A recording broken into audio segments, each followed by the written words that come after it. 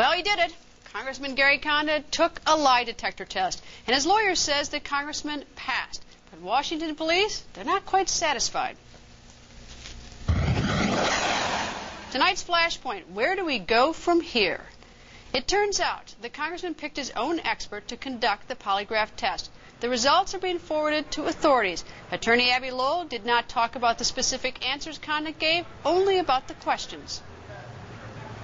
These were, first, did the congressman have anything at all to do with the disappearance of Miss Levy? Second, did he harm her or cause anyone else to harm her in any way? And third, does he know where she can be located? Washington police were not invited to be present when Condit took the polygraph exam. Abby Lowell did not tell us why, but he did tell us off. Lowell once again said the media should stop asking personal questions about Gary Condit and let the congressman go back to doing his job. But Washington police and the Levy's family's own attorney are not exactly thrilled with these latest developments. In D.C. You know Chandra Levy's name, but you probably have never heard of Kathy Kupka. She also vanished without a trace, but it's been nearly 3 years since she disappeared. Her sister, Kathy Kupka, joins me from New York, along with former New York City detective Gil Alba. Welcome to both of you. First to you, Kathy. October 24th, 1998 was the last time your sister was seen. Where was she? Who saw her? And what happened? Kristine was at her apartment in Brooklyn, and she was getting ready to leave with the father of her unborn baby. She was 5 months pregnant.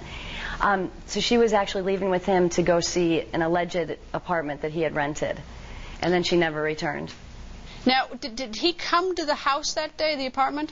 Yeah, he did. He came up to pick her up, and he rang the bell and didn't want to come up, but she wasn't ready yet.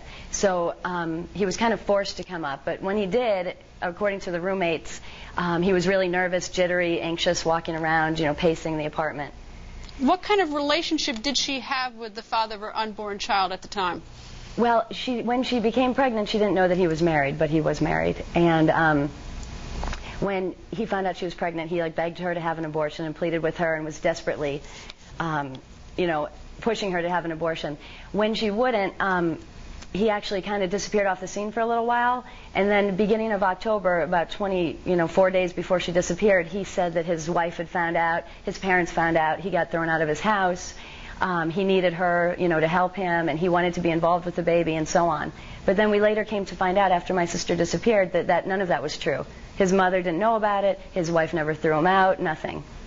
Okay, so your sister left on October 24th, 1998, with the father of her child, left the apartment, and was never seen again. Now, at what point after that was she reported missing?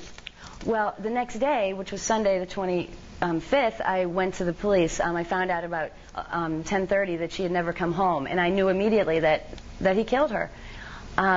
Kristine had been afraid of him in the past, so it wasn't, he had spent a lot of time, there was a lot of premeditation here, trying to make her trust him and go with him.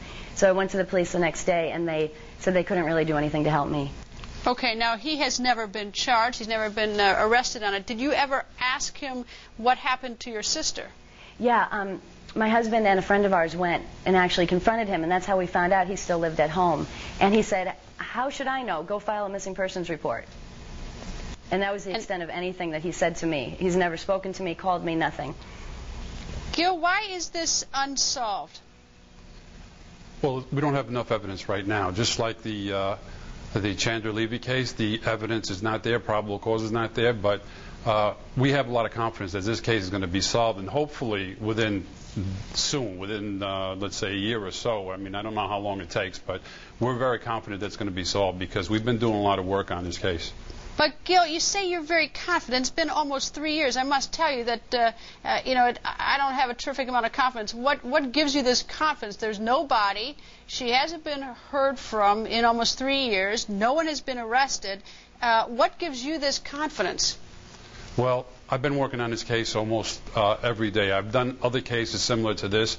Kathy and myself probably interviewed close to 800 to 1,000 people.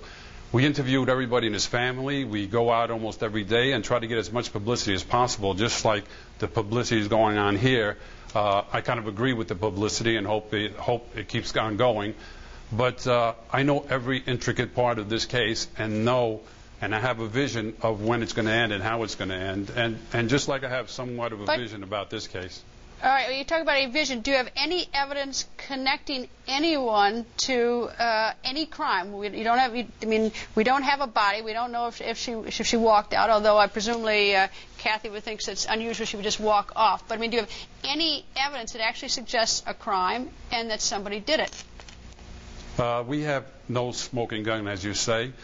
We do have people calling me all the time. People call me rather sometimes than they call the police. They'll call me, and close family relatives would tell me what kind of a pattern this particular subject has, which is his name is Rudy Prasad. Now, for myself to focus on one individual, or for the police to, like the D.C. police, to focus on one individual, they're not going to get the peripheral information that they want. So that's really not helping their investigation. That's why they're looking at everything, and I looked at everything, and now my focus is totally on one individual, and I believe that he had help, and I'm after the other second individual also.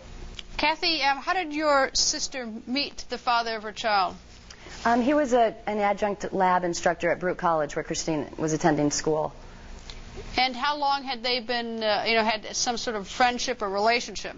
Well, they were very friendly and very flirtatious throughout the whole semester, and then they started seeing each other the end of May.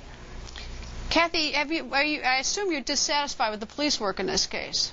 Well, I was dissatisfied because, oftentimes, like the same with Anna Marie Chiavetti in Staten Island and Samia Kiki in Queens, the police aren't quick to jump on it because most people just come back.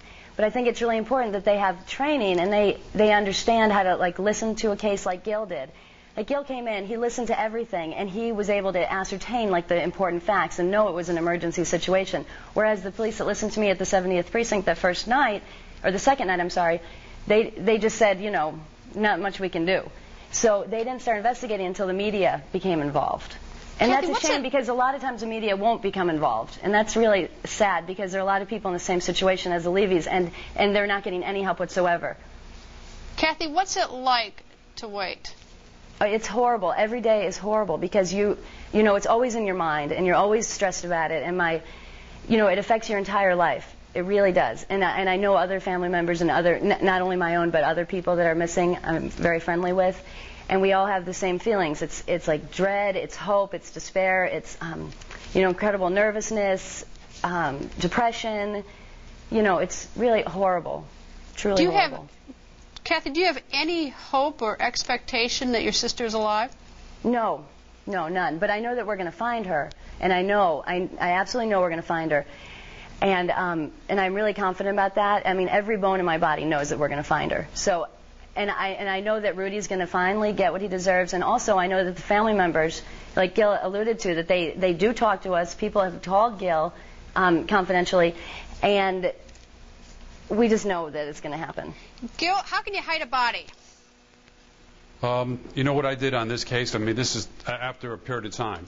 I took a map and I figured out what could happen. Now, this individual came and picked up Kathy Kupka, and what did he do? He put it in a car and he drove her someplace. Now what could have happened to her? Did he kill her, and where did he kill her? And then where did he hide the body? Now, for somebody to hide a body, you have to be familiar with where you're going and what you're doing. When we're running out of time, bottom line is you can hide a body. Definitely. You could definitely hide a body. All right. Kathy Kupka and Gil Alba, thank you very much for joining me this evening.